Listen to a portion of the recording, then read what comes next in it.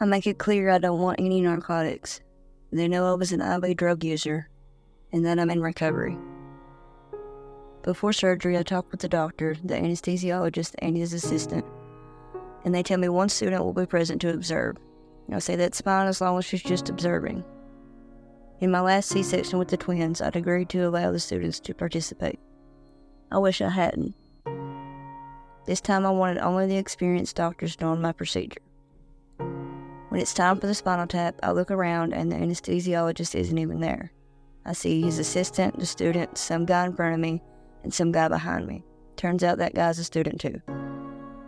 He sticks me 3 times before the assistant puts her fingers on my back to show him how to deliver the spinal.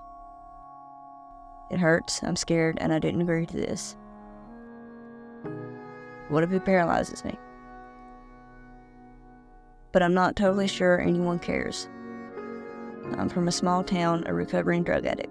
Maybe they think I'm not important. No one listens to drug addicts. No one walks me through anything, and it's taking much longer than last time.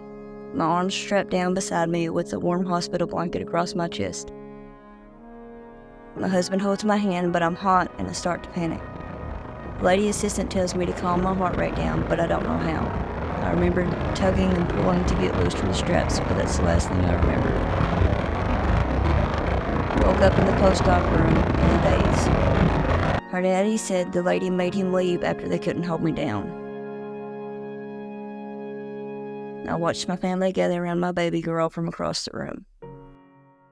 Why didn't they listen to me? I don't want to lose my life again.